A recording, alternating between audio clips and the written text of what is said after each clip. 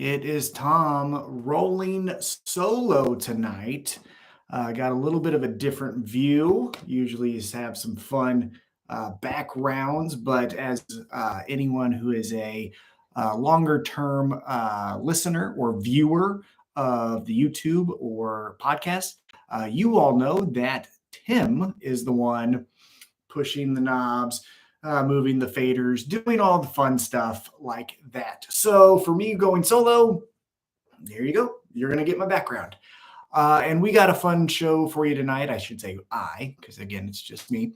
Got a lot of stuff to talk about. Last night, Tim and I went to AEW Dynamite. It was here in Kansas City, specifically Independence, Missouri.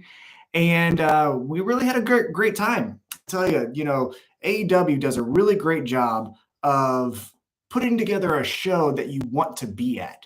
I always say the difference between a Dynamite and a Raw or SmackDown is that Raw or SmackDown feels like it's a TV show. Oh, and hey, by the way, there's fans here. And Dynamite has always felt like, hey, this is a thing that's happening in a city. You, the viewer, don't you want to check it out? And so that's where I think the difference is. And that's the feeling I always get when I go to those shows. So we'll talk about Dynamite, kind of what I thought about some of the fallout, some of the matches, things like that.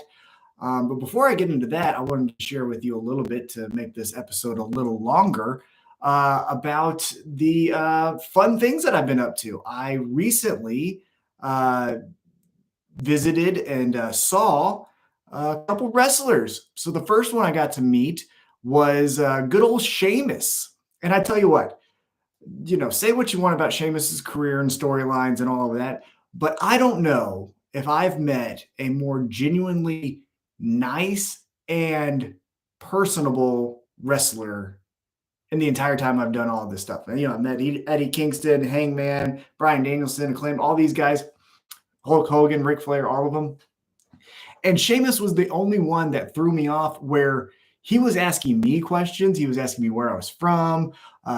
It was St. Patrick's Day. I was wearing a family bar t-shirt. The story is that my family has a bar in Ireland. I went to Ireland. I didn't see it. I didn't find it. But that's not to say it's not there.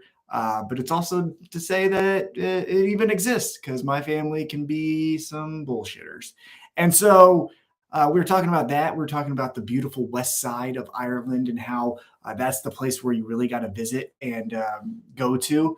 We also talked about how in Kansas City has a big Irish population and kind of the old Irish mob. Got to talk to them, honestly, for about 7 minutes. It was really cool. Very nice, very personable. I would say if you like to go do those things where you're meeting celebrities, wrestlers, whoever it is, if Sheamus is near you, I would say 1,000,000% go do it. He was absolutely awesome. I became a huge fan of his after I met him. I was a fan of his. I like his style. That's the kind of style of pro wrestling that I enjoy. But after meeting him, I thought he was just absolutely awesome. And then, actually, you know what I'm going to do first? Just because I don't trust myself, I'm going to see if this is working. So I'm going to turn there it is. I heard my reaction. So I just want to make sure my microphone, because I don't see that the thing is moving. So you never know what's happening there. So yeah, met Sheamus, absolutely awesome guy. And if you've met Sheamus, again, we got the live chat. Feel free to put in your comments how he was with you. Or if you've met anyone recently, let me know before we get into our Dynamite recap. But yeah, got to meet Sheamus on St. Patrick's Day, which I mean is pretty awesome, right? And that was Friday. Did not go to SmackDown. Thought about it. Kind of wanted to after the Sheamus thing because I knew he had a match with Drew McIntyre that night. But nah, I just figured, it's just SmackDown and Raw just doesn't have the appeal to go to. I watched it. I thought it was fun to watch, but I didn't necessarily think it was a have to be there kind of thing. Now, SmackDown obviously ended with the hug between Kevin Owens and Sami Zayn. That was great. I still don't think I missed anything watching it from home and not at the T-Mobile Arena. So that was Friday. Saturday, got the opportunity, went to Comic-Con, second time going to that. Last year was my first year. This was my second year, and went to meet Jungle Boy. Now, funny story, it wasn't initially going to be Jungle Boy. So when I had signed up to go to Planet Comic-Con to do a meet and greet, it was with Kevin Nash, and thought I was going to meet Kevin Nash. Ready to go. I had my NWO shirt, my Outsiders. I was ready to get dropped off and everything. Morning of Saturday, see a notification. Kevin Nash, unfortunately, has canceled the weekend. He will not be at Comic-Con. My heart was in my stomach. I was so bummed out. On top of that, the only other person I could meet with the direct, exchange would be Jungle Boy. And I love Jungle Boy. I think Jungle Boy is great. I think he has a bright future. He's one of the fun ones to watch when his segments are on, or his matches, or on pay-per-views. I think back to his match with Luchasaurus in the cage match at the last pay-per-view, I believe it was. So big fan of Luchasaurus, of Luchasaurus and of Jungle Boy.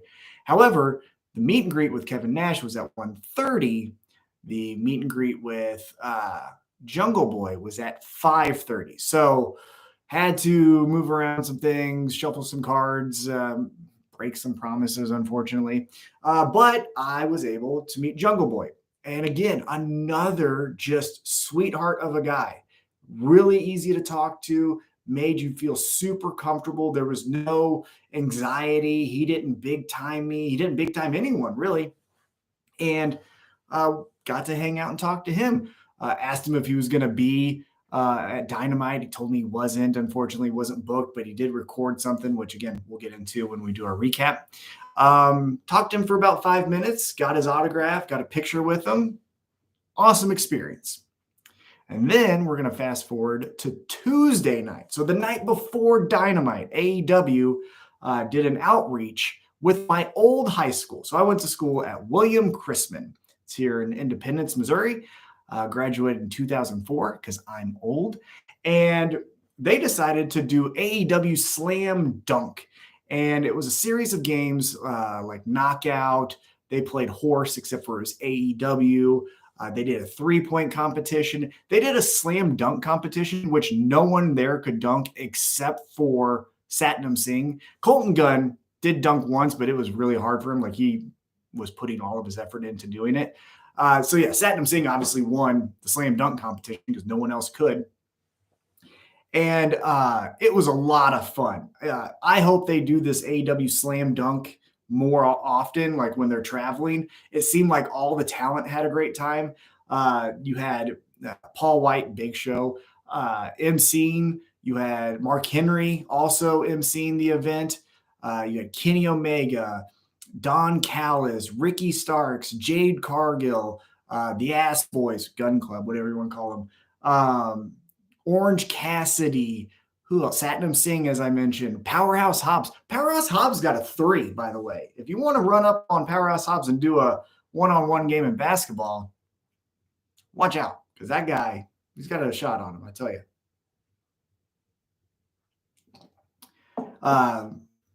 They were all there having a great time. They seemed to genuinely enjoy it. Oh, Nick Jackson was there, obviously. Nick Jackson won both games of Knockout. Jade Cargill won the horse AEW game. Satnam Singh, as I mentioned, had the slam dunk competition. And then the 3-point competition was actually a William Chrisman basketball player. So Colton Gunn had the record, and then a William Chrisman basketball member joined the competition and beat him by 1 with 10 seconds left. It was really cool. The whole crowd, there's probably about 350, 400 people there. We were going crazy. It was electric. It was a lot of fun to be at AEW Slam Dunk. So I think that was their first event. Again, we don't fact check here.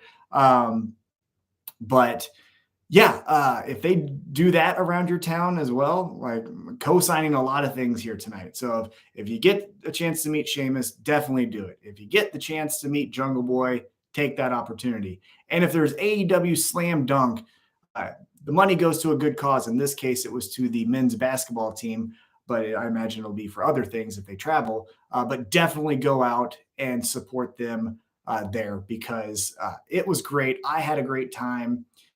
Didn't get picked. They were picking people out of the audience. I was ready. I had my LeBrons on. I had my basketball shorts on. I bought a basketball for this because I hadn't shot a basketball in for so long.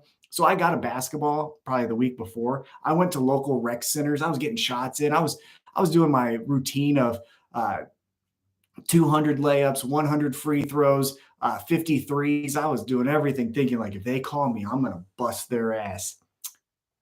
Not to be. Didn't get picked. And so it was just me sitting in the stands with my wife. My wife was kind enough to go with me. She actually had a great time too. We almost lost our voice cheering. That's how much fun it was. To be completely transparent, we legitimately were cheering all night for all the different people competing and also the AEW talent. So really fun time.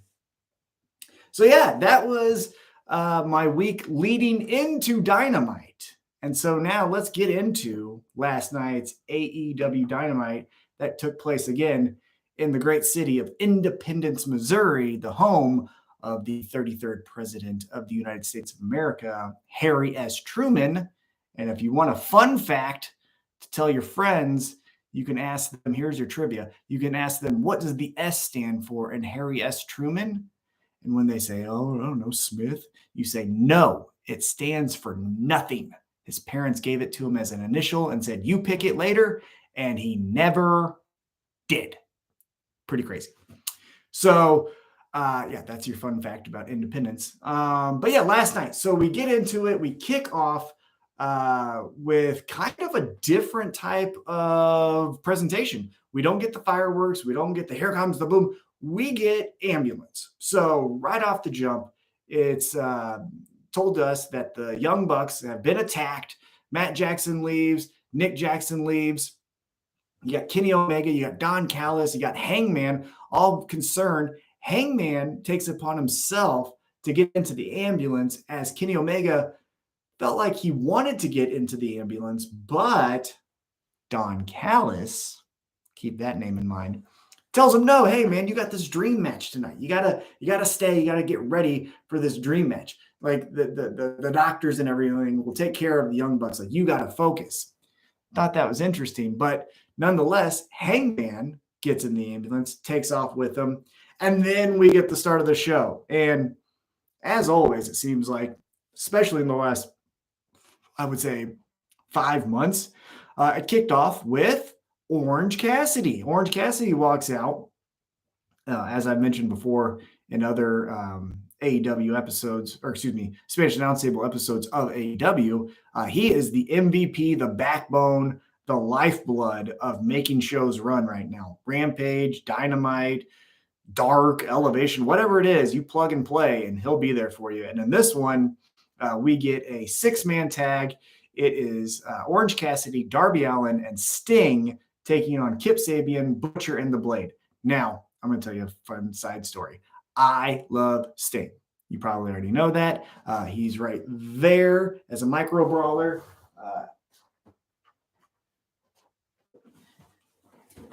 Here he is as the retro Sting. Here he is as the Crow Sting. Huge fan of Sting.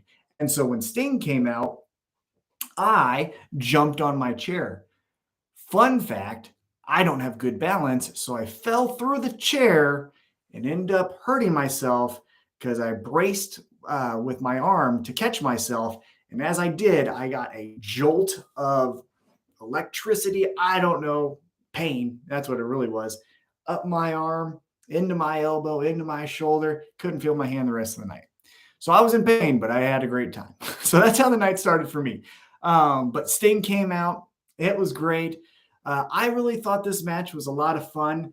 I thought Sting was the MVP. Again, he kind of did some of those Orange Cassidy spots at one time when he was laying on the ground. He did the slow roll away from Kip Sabian. Kip Sabian runs over, gets on the other turnbuckle, then he rolls away there, does the slow kicks, does the slow pounding of the chest. Sting was a delight. It was so much fun to see Sting, who is a legend, kind of let down his guard and have some fun in a match. Because, some legends, free agent legends, Goldberg, like to take themselves super serious and we've got to be the character all the time. And I'm not saying that you shouldn't be, but I am saying sometimes you can have some fun. And Sting seems to get that right now in this stage of his career at 64 years old. 64 years old. Here's the fun fact about him. On the Micro Brawler, it says his debut, November 28th, 1985. I was born October 2nd, 1985, and I'm old. So what does that make him? You know what I mean? Makes him a badass. That's what it does. Because, like I said, he does great. Darby Allin does great. Orange Cassidy obviously did great. I liked Orange Cassidy, how he did the face paint of the no and the C. I thought that was fun. But post-match, Sting and Sting and Orange Cassidy are having fun. Orange Cassidy puts the glasses on Sting. Sting puts his hands in his pocket. All the while, though, Darby Allin is staring at the Double or Nothing sign, basically alluding to the fact that, hey, this is cool. The six-man is fun and everything. But I'm focused on getting that title. And as soon as this match ends, we get a backstage vignette. It was a packaged video. And this is where Jungle Boy told me earlier he filmed this. And it was a recap of MJF's Rebar Mitzvah. And then it was some thoughts from Sammy Guevara, Jungle Boy, and Darby Allin. Still looks like we're going that route as far as maybe a four-way match. I don't like to say fatal four-way because no one's going to die. I mean, I hope not, but that's not the intent, is to kill someone, so it's not fatal. So a four-way match. The thing that concerns me, if I'm being honest, is, it's in, what are we at, March right now? And that's in May. I just hope we have enough gas in the tank to get us to the pay-per-view. Because sometimes we like to have a great idea, AEW does, and then forget about the next week. And then we kind of stall. And then we get 3 weeks of great programming, and then we stall again. And so I fear with the heavyweight championship picture, we might do that because we have so many moving parts of Sammy and Jungle Boy and Darby and MJF. I'm positive and patient, but we'll see. We'll see how it goes. But I'm definitely still intrigued into what they do next. So we go to commercial. We come back. There's a hype reel for Vicino. Is that how you say his name? I don't know. Probably nailed it. I feel like I always nail it. And Kenny Omega. And if you've been on the internet for more than 10 minutes in the pro wrestling space, you've heard that this match is controversial because there's no story. And again, anyone who's listened to us long enough knows that we are story guys. The moves are fun, but we want the stories. However, I will say in defense of this match specifically, sometimes you can just say, hey, that guy in another promotion is fucking good. And our guy here, that's the best, they're going to fight. And sometimes that's all you need. And I think that's what I needed here. I didn't need too much because you told me, as the audience, or AEW telling the audience, that Vicino, I don't know how to say his name, is a badass. So I bought that. Okay, great. Story is he's a badass. He's coming to AEW. Our badass in AEW, Kenny Omega. So I was into it. I didn't necessarily need any more of it. And as we get to the main event, yeah, they definitely delivered. But before that, we get a AEW Tag Team Championship match. Top Flight taking on the champions, the Ass Boys.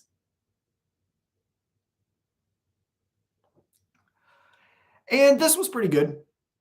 I thought, for two younger teams, and as we said last week, Tim and I think the focus is starting to switch over to the Trios Championships. So maybe the Tag Championships is where the juniors will go. So such as Top Flight, Ass Boys, who are the champions, maybe. And this is where a good fit for them. It was a title match, but it wasn't necessarily the main event, the focus of it. So they could get in there, do their thing, but not have that pressure of delivering an all-time moment. So this was really good. Towards the end, the Kingdom, which there's three of them, and they always do this, the four. If you know what that means, Kingdom. Maybe there was a fourth member and that person left, and then they just kept on like, well, we like four, so we're going to do that. It's also kind of silly because the four horsemen, right? I know they do it this way, and the four horsemen did it this way, but still, uh, I don't know. Anyhow, but they come out and they distract Top Flight, so the Ass Boys retain their championships, I should say. But they don't get to necessarily celebrate for too long because post-match, FTR comes down. And man, you want to talk about a pop. They almost blew the roof off the building being there live. That music hit and we went apeshit. They come down and they're saying, hey, we want a rematch. And credit to Ass Boy number one, Austin Gunn. I think that's right. He was great in this. We're not going to give you a match. No. Well, what if we broke up? No.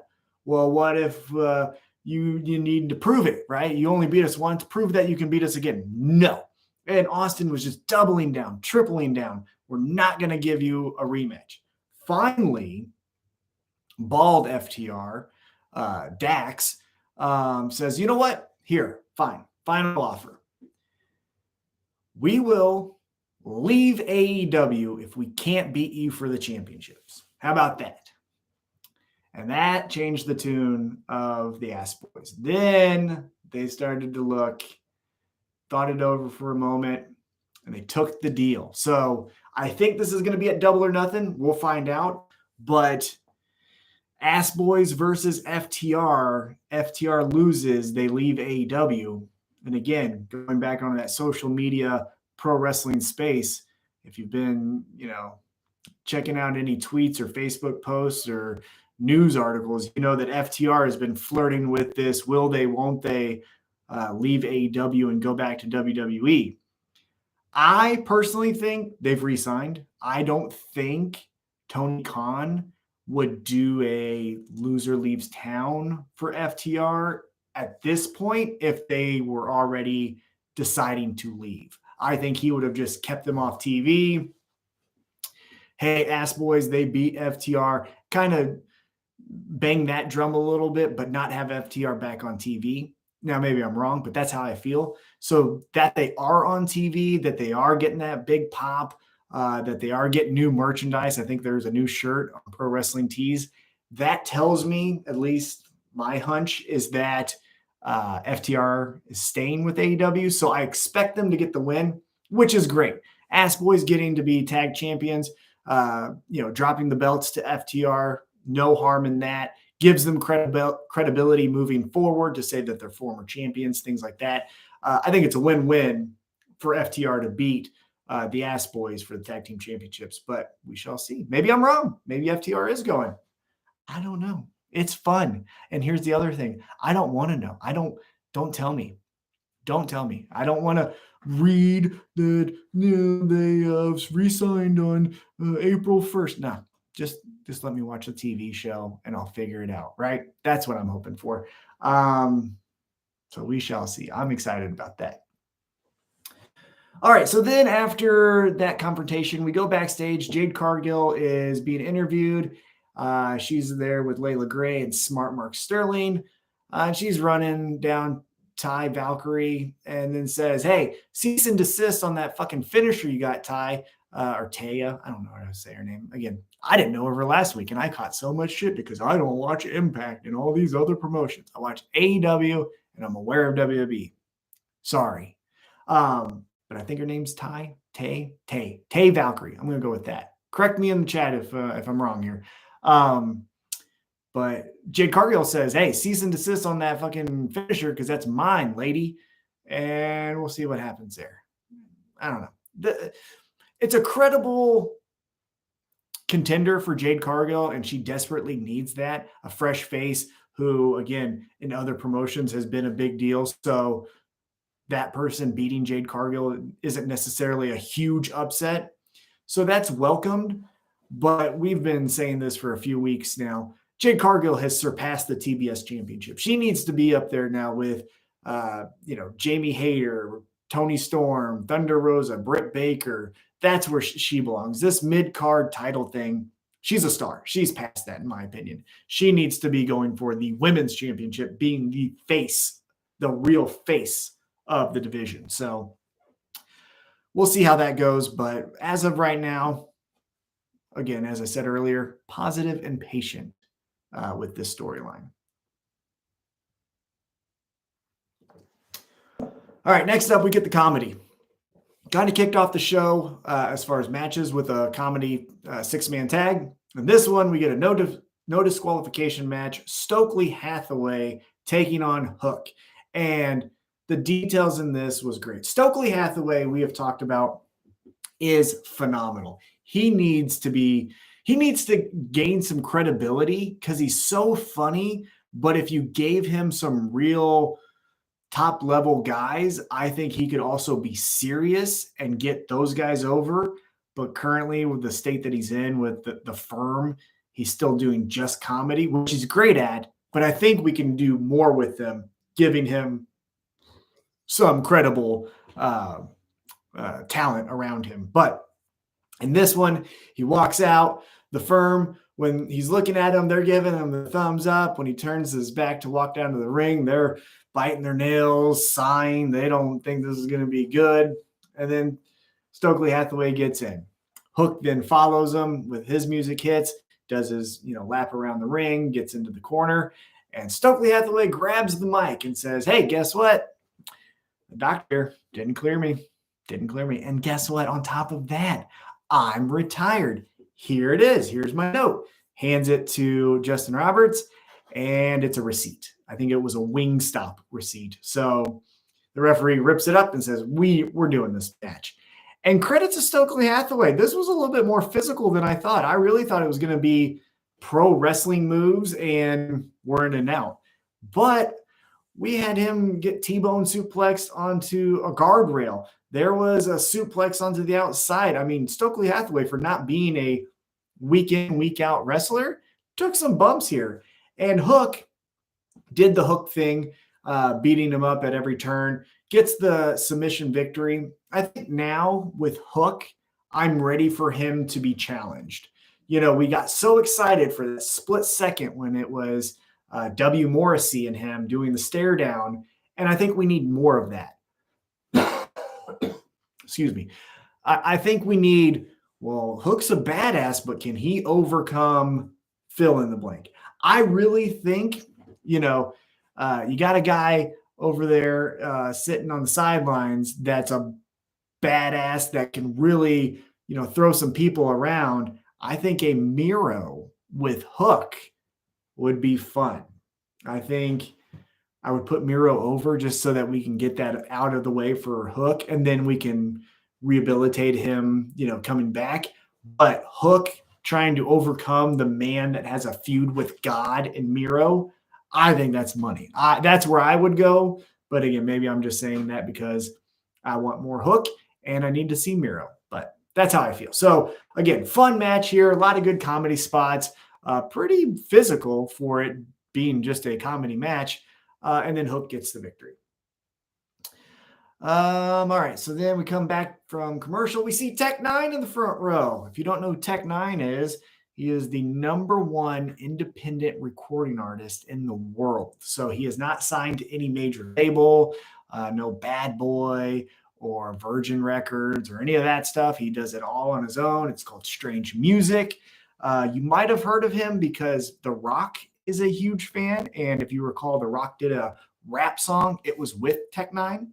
So maybe that's your pro wrestling connection. Here in Kansas City, we see him everywhere. Chiefs games, Royals games, MMA fights, other rappers coming to town. He shows up there, wrestling, so he is a mainstay in Kansas City. So it's good to see him showing up at an AEW show. After that, though, we get Adam Cole making his entrance. And this was good. I think Daniel Garcia is a interesting, first match back. So as Adam Cole comes out, he's like, who am I going to face? Daniel Garcia's music hits. And Garcia's like, what makes you special? I'm the one beating Bryan Danielson. I'm the one here beating everyone, being the most featured wrestler on the roster while you're over there, taking care of your boo-boos. Like, what makes you special? Why am I not getting all this stuff? And so then eventually they say, well, let's fight next week. And it's the first time ever, at least that's what we're being told, Adam Cole, Daniel Garcia. I think it's going to be a good match. And again, I don't think this is meant to be a huge, oh my God, we're gonna change hell and water or earth and water here with a storyline that's for the ages, right? Nothing like that.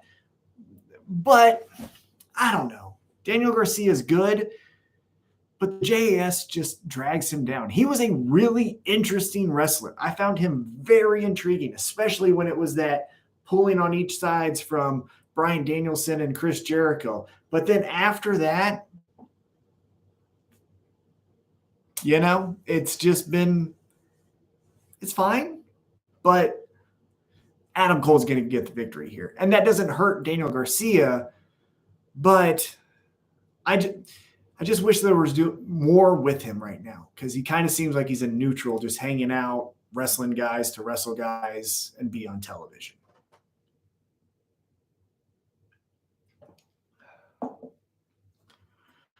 All right, so then after that, we come back, and Alex Marvez is outside the locker room of Kenny Omega, and Don Callis and Kenny Omega are arguing.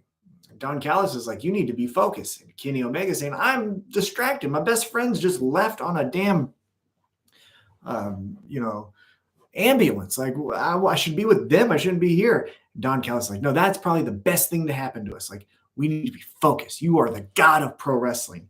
And this is where, if you start to connect some dots, if I'm guessing, I'm thinking Don Callis is behind all of this. I'm thinking, I obviously he didn't attack the Young Bucks. I think he paid the Blackpool Combat Club to do that so that Kenny Omega and him can ride off into the sunset together. We can drop this dead weight of the Young Bucks and Brian Cutler and all that nonsense, and we can go back to being the heavyweight champion, and I can get my wrestling god in the position I think he needs to be in. So that's going to be interesting.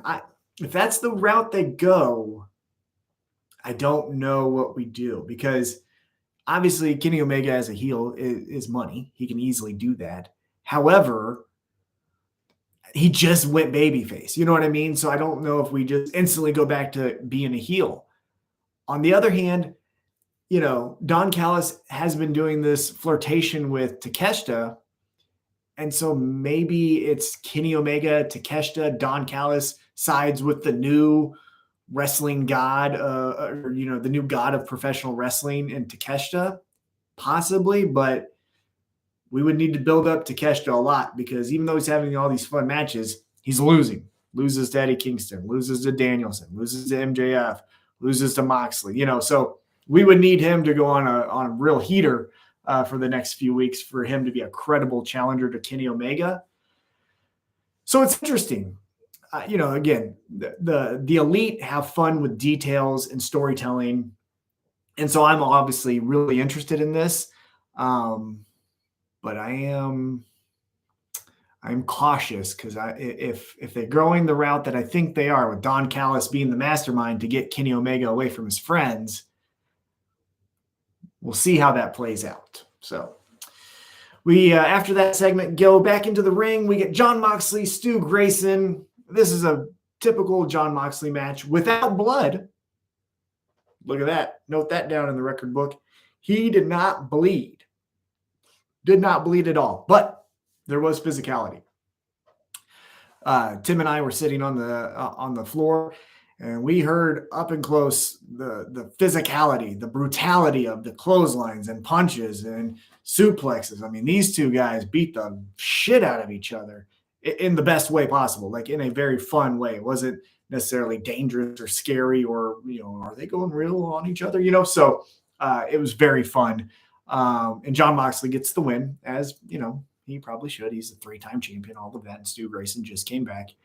But post-match, They're beating the hell out of him, and then they get chased off, and they're like, yeah. And so there we go. Jon Moxley wins with the Death Rider. I think it was it was an Avalanche Death Rider, so it was like off the top rope or something. So good that he did that to give Stu Grayson a little bit of like, hey, he just didn't beat me with a roll up. But yeah, Moxley wins. They continue to bully the Dark Order. So I don't know if we're going to keep doing that.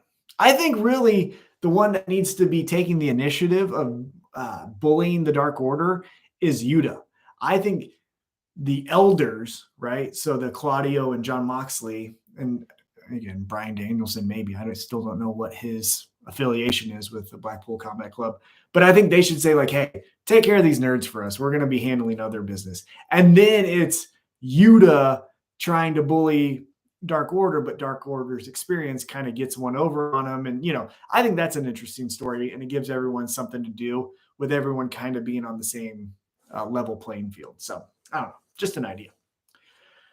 All right, so then we go backstage. Absolute Ricky Starks is being interviewed. He's pissed. He says, tired of this, Juice Robinson, come see me on Rampage. Saturday night. Again, Friday is the Sweet 16, so AEW Rampage is being pushed back one night. But Ricky Starks says, Juice, if you really want to fight me, I'm done talking. Come see me on Rampage, and let's do the damn thing. So short and sweet, to the point. We'll see how that goes. Obviously, I saw Rampage, but I don't want to tell you because I don't like spoilers because that's a dick move. So we come back from break, and we're doing QTV. And I don't know how you guys feel about this. I am indifferent so far. I think it's good. QT Marshall, breaking kayfabe here for a quick second, is fucking really good. He was on Rampage, standing on the outside while Powerhouse Hobbs wrestled, and he was absolutely demolishing fans who were trying to get one over on him. He is the wittiest guy in recent memory on the outside dealing with fans. So to have him in this TMZ role, I think is good. I just don't know if Powerhouse Hobbs fits in that. The Powerhouse Hobbs TNT champion with a TMZ gimmick manager, again, that just doesn't mix for me. It's also kind of like the Book of Hobbs. Powerhouse Hobbs, the coolest version of Powerhouse Hobbs is when he's out in the snow wearing a fur coat and overalls, and he looks like, he's about to rob you just because he thinks it's fun to do. Like, he's a as he said before, like, he comes from the mean streets of California. Like, fuck around and find out. You know what I mean? And so I think we need to play into that more than this godlike presentation when he comes out, to the ring, and then this TMZ thing, and now this, and before that it was a Book of Hobbs. It just feels like we're doing too many gimmicks at one time. Just make him fucking awesome. You know what I mean? Just make him here's the character I keep thinking about with Powerhouse Hobbs that would work the best. And obviously a 2023 version, right? Not the 1990 version I'm going to tell you, but an updated version of Kama. Remember Kama? He then became the Godfather. Before that, he was Papa Shango. But the kick everyone's ass, or kick every man's ass, I think it was, or kick all man's ass, something like that. It was an acronym. But he was just a dude with a big gold chain and a fun haircut, and he fucked you up. That's all we need with Powerhouse Hobbs. You know what I mean? That is all we need. And that's where I think we need to go with him, instead of this books and TMZ and look at the God presentation. Miss me with all that. Let's just get to brass tacks and have him kicking people's ass. That's what I think. But in this QTV segment, they're running down Penta, or they're running down Rey Fenix, and then they say, Penta, again, kind of long story short, fuck around and find out. Like, let's see what you're about. Come see us Saturday night on Rampage. And spoiler alert, I won't tell you who won or anything like that, but the match fucking ruled. So I would check it out if I were you. Okay. So after that, friends, it's right before the main event.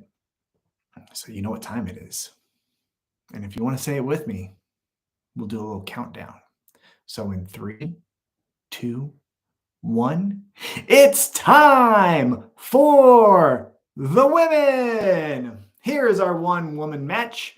It is Sky Blue taking on Toni Storm. And this was good. This was fine. Didn't hate anything. Didn't necessarily, tweet live about it and say, hey, everyone stop what you're doing and watch the match. But it served its purpose. Toni Storm gets the victory.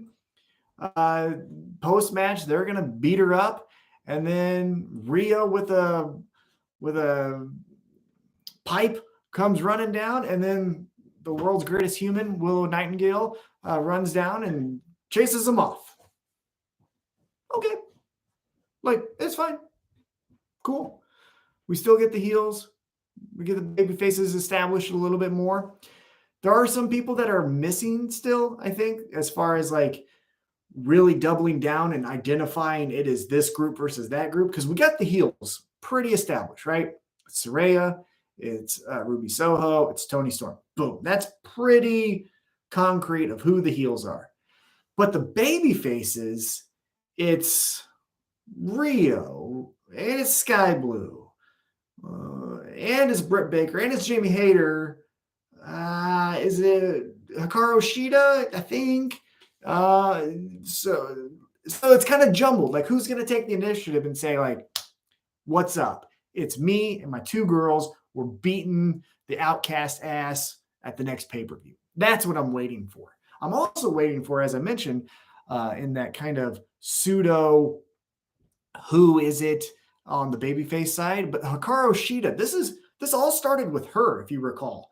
It was her wanting to be picked as the partner for Saraya. Saraya kind of says, like, not homegrown talent. I'm not going with her. I'm going with Toni Storm. She's the WWE girl.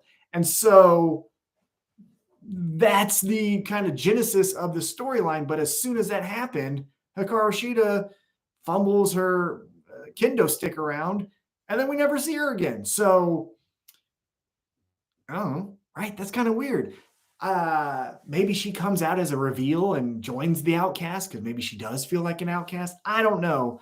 All I do know is the one thing that I 1,000,000% want out of this storyline, more than anything else, and I'm being completely honest with you all, Willow Nightingale needs to be the shining star. I think she is the most lovable, great women's wrestler right now. She has all the vibes of NXT Bayley with a little bit more physicality. And so that's where I think, she needs to be the star. I would still, as mentioned before when we were kind of fantasy booking this, Jade Cargill needs to be the what's up, right? Like, check me out. I'm the fucking face of this division. But the baby face that we can all get behind and buy the t-shirts and do the dances, like, it needs to be pushed to the moon. It's Willow Nightingale. So, oh, hey, look at this. Jeffrey Sills in the chat. He says, what's up, Tom? Sorry to join the show late, but I'm here. You're not wearing a hat. I'm not. So the reason I've been wearing a hat, complete transparency, is with the chemo pill. My hair is thinning pretty bad. And I guess might as well. We're all friends. We're all friends here. Speaking among friends. I am, unfortunately, I got an appointment next week, and I'm going to be starting radiation. And of the two, chemo and radiation, all signs and data points to radiation is the kick in the dick. So we'll see how that treats me in the coming weeks. But I didn't wear a hat because I wanted to, while it's here, show it off. I've been wearing a hat because I've been self-conscious, but tonight I was like, you know what? If I'm going to lose all this shit temporarily, motherfuckers better find out that this locks of hair right here is looking good. You know what I'm saying? Look at that. I'm all tight. Whew, boy, looking good. But anyhow, he continues. He says, Now wearing a hat, your mind must still be blown from Vikingo. That's what it is, right? Vikingo and Kenny, 6 stars. We'll get to it. That's coming up next. Then he says, good women's match. Love seeing Rio wield a lead pipe as big as her. No shit. And I tell you what, that was the first time I can recall seeing her that close, and she's tinier than what I thought. Going back to when I was at Tuesday's basketball thing, she was also there. I believe 2 basketballs are bigger than her. If you were to stack 2 basketballs on top of each other, that's Rio. Except for it's not as wide. It's skinnier than that. Sheeta's been injured. Sheeta's injured, and she's been for a few months. Okay. Still, like, you don't need to have her be physical. Assuming she could walk. I don't know what the injury is, but assuming she could walk, still have her out there, right? But I don't know. Again, she also probably needs rest. So I'm probably being selfish there. Jeffrey Sills continues. He says, we need a blood and guts match, and we need Rio looking like Eddie Kingston from the Anarchy in the Arena. Boy, that'd be a shirt. I ain't lying about that. That would be a shirt. Rio with her pipe bleeding from her head, and she always wears, it seems like she's always wearing some type of white skirt and top, and so cover that in blood and have her walking down the ramp. Boy, you might get her some new fans. I might be a new fan if she's doing that kind of shit. I'll tell you what, get rid of this I'm a little girl stuff and get into the big girl pants, and we're doing some mean women shit. I might like that. And then, the Jeffrey Sills. Again, beer sponsor of the week. Still drinking off that beer. Appreciate it. Irish Ale Boulevard, Kansas City. If you're ever in Kansas City, got to pick up some Boulevard. It's amazing. But he says, I have a nice salad on my head. Bro, my hair is thinning on. And it's from Mother Nature. Well, hey, look. That also sucks. This is, look, my hair can go. That's fine. I need this to go, right? My tumor's over here in the rotator cuff. So that's the shit that needs to go away. But Jeffrey, definitely appreciate all the kind words and joining me tonight in the chat. And as mentioned, each and every week, check us out at Table Show. We will let you know when we go live. Typically, it's Tim and I, but Tim is traveling. I think he has a birthday party in Florida. That sounds right. So rolling solo tonight. But it's typically both of us. And follow us on social media. You'll know when we go live. It's typically Thursday nights. Sometimes it's Wednesday if Tim has a conflict. But yeah, hang out with us. We like to talk to you, just like we're talking to Jeffrey Sills right now. All right. And as he mentioned, that main event, we get into it here. So it is Kenny Omega and Vikingo. And yeah, this was pretty crazy. This is what I'll tell you about it. As mentioned, I'm not for a lot of I'm waiting standing in the ring, always catching his balance, but I got to still stand here. I'm not a huge fan of that. And there were a couple moments of that, not going to lie. However, the gauge of a good match is by the reaction of my brother-in-law. So I have a brother-in-law who is not a pro wrestling fan. He is a casual fan at best. But he likes to go to the shows. He finds them fun. He initially was going to the Raw and SmackDowns with me. Complete transparency, thought they were boring. So I was like, try these AEW shows. And he loves the AEW shows. He thinks the AEW shows are fun. It's more of a concert-like feel, he says. But with the matches, he kind of just observes it and, oh, that's fun. Okay, that's fun. MJF promos, he'll giggle at and stuff like that. But for the in-ring action, it's, thumbs up from him, right? However, last night, when Kenny Omega is laying on that table and Vikingo does the, 1080, I don't know what the fuck, the million flips, million spins, Sonic the Hedgehog into Kenny Omega's chest, he popped for that. I looked over and his jaw was down. He saw, he had the what the fuck did I just watch? And I was like, okay, that's a sign of a good match. No bullshit. No, what I like, what I don't like. If I can, or if someone can get him to react in that way, you got something. And this was really fun.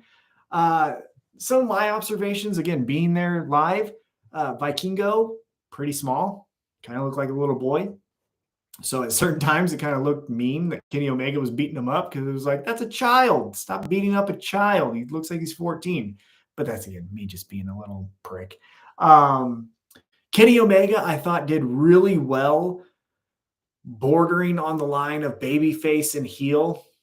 Sometimes he was relishing in the fact that he was inflicting damage and his eyes got big and he kind of was really into like hurting Vikingo. And then other times, he was sympathetic and he's selling and, oh man, my body hurts and let's go Kenny. So he did a really good blend of both babyface and heel. And I thought it was good that he won. I thought, honestly, going into it, I really thought Vikingo was going to win because of shenanigans from the Blackpool Combat Club, and that would cost Kenny Omega the match. However, Kenny Omega gets the victory straight up, one-winged angel. No one kicks out of it unless you're Jon Moxley, which, side note, side quest, I know that Ibushi is the only one to kick out of it, but go back to the barbed wire death match. Jon Moxley kicks out of it. You can't tell me otherwise. When Kenny Omega hits the one-winged angel and Jon Moxley, I can't remember it specifically, but he kicks him into the ropes and it explodes. That's a kick out to me. So Jon Moxley is also on the list. But nonetheless, what the bigger point is when Kenny Omega hits that fucking move, it's game over. And it was here in this match. So Kenny Omega picks up the victory after every type of flip, kick, Frankensteiner, reversal, all the shit you could think of was packed into this 20-minute match. I thought the length of it was pretty good too. For it being a dream match, it got the time I thought it needed. So that was also pretty cool. And so, yeah, Kenny Omega gets the victory. Post-match, he's getting interviewed. And he's like, hey, yeah, this is great. Vikingo, he was really good. And before he could really even say anything, Blackpool Combat Club comes out. And they're going to kick the shit out of Kenny Omega. They're hitting him. And then we go back and we go to the outside. And stealing an Independence ambulance truck, Hangman, was Hangman Adam Page. And lights are on. He's doing his best Stone Cold Steve Austin impersonation, driving that son of a bitch back to the arena, jumps out, and he's coming down. So as Blackpool Combat Club's beating up on Kenny Omega, we got Hangman with, it was like a piece of wood with nails in it, which I thought that was a cool touch. I was like, Jesus Christ, he got nails? Like, what the? Okay, man, we're trying to really kill people here? All right. He comes in there, Blackpool Combat Club. They patter out, and we're doing this whole thing where Hangman's like, get out of here, and Blackpool Combat Club kind of is like, well, maybe not yet, and they're kind of teasing that they might get back in there. All the while, Kenny Omega is beat up. He's down and out, not really in there. But then Don Callis's bitch ass with his cool ass shoes walks into the ring, and then I was confused live. I thought it was a bad bump live. Now, I watched it again today, and I think it was a Don Callis made it look like Hangman hurt him. But in the moment, in the crowd, I was like, man, that looked like shit.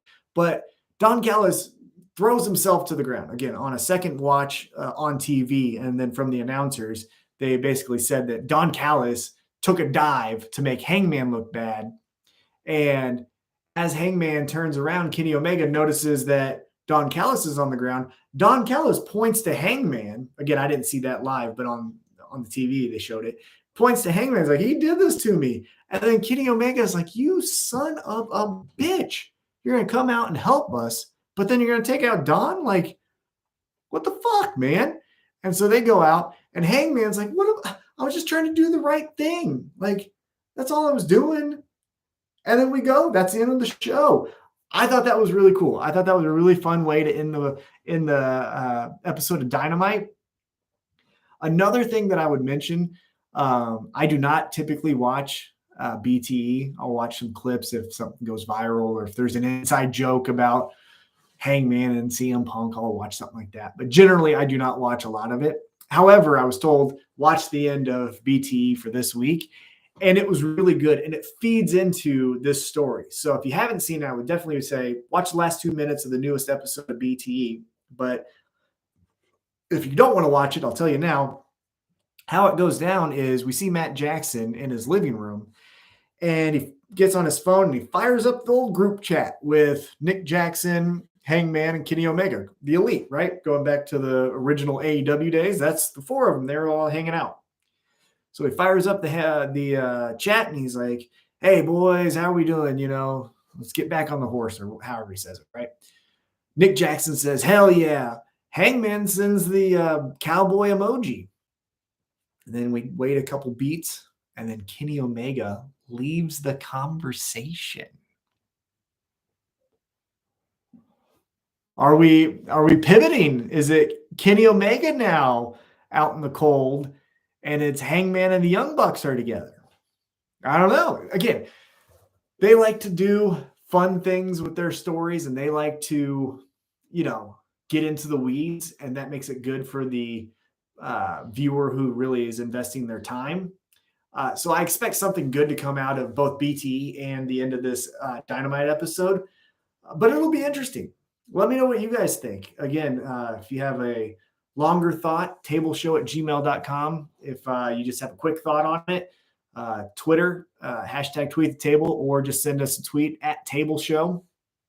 And then again, next week, as Tim and I are back on the horse doing this damn thing, join in the live chat and let us know what you think will happen with the Elite. But after the night was over, I really think it's Don Callis that is the stir of the drink, as some say. He's the one getting everything riled up into positions that he will want to benefit from. As mentioned earlier in the episode, I don't know.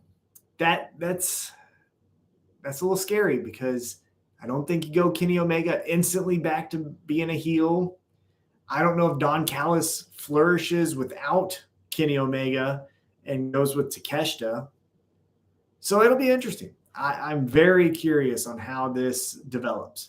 Also, again, really cool to see a AAA talent in AEW. Hope to see more of that. You can get Sammy Guevara and Tay Conti defending. Or no, they got stripped of those titles. Maybe they wrestle for them again in a mixed tag on AEW. We get a mixed tag match on AEW against the AAA mixed tag team champions. Do something like that. Jeffrey Sills says, "Oh, that Frankensteiner on the top rope." Yeah, so that Frankensteiner on the top rope that Kenny Omega took, and he says, "I thought Kenny was dead." That was going towards us. So we were on the other side of that. So we were facing it. And as he falls, my wife, who was also with us, was just like, "Is he okay?" And I was like, we're going to find out if the match stops right here. Obviously not. It was legit as it comes being there in person. So it was cool. And then Jeffrey Sills continues, "Don is setting things up. I think he's going to show Kenny the tape." Ooh, that's a great callback. I've mentioned that. We haven't revisited that. And for those who don't know necessarily what the tape is, and Jeffrey, correct me if I'm wrong, but I believe what you're talking about is when Kenny Omega lost his championship to Hangman at the pay-per-view, and it was the Young Bucks who gave Hangman the nod of approval, like, "Go ahead, do your damn thing." And then the next night, Kenny Omega says, like, "Hey guys, man, that sucked, but I gotta recover and I'll be back." And Young Bucks didn't say shit. They just kind of kept quiet. Now, if you recall, Adam Cole was also there and he's like, "Oh, I'll be the leader." Now, I don't know if we're going to go back that way. I don't know if we're going to come bringing Adam Cole out of what he's doing into the storyline, but the Young Bucks having to pay for the disobedience of not following Don Callis and Kenny Omega, that would be interesting. I like that. But yeah, friends, I have been gas bagging now Yeah, so thank you. So you're correct. Even though you don't fact check, you just drop facts. You know what? That's what I'm saying. Thank you so much. People need to know that. You don't need facts to be right. I'm kidding. You should always know your shit, but you get what I'm saying. It's wrestling. Who cares, right? But guys, I've been gasbagging now officially for 1 hour. So I am going to wrap it up because you guys are probably tired of hearing my voice. But it was great to talk to you. Let me know how I did. Again, send an email, tableshow@gmail.com, hashtag tweet the table with your thoughts. Next week, again, we'll announce when we're going to go live on YouTube. Join Jeffrey and sometimes Theo and sometimes Justin and sometimes a couple other people in the live chat and talk amongst yourselves, talks to us, and let's just hang out and talk some pro wrestling. So until next time, Tim will be joining us, the better half of Spanish Announce Table, and we will talk to you then. Bye-bye.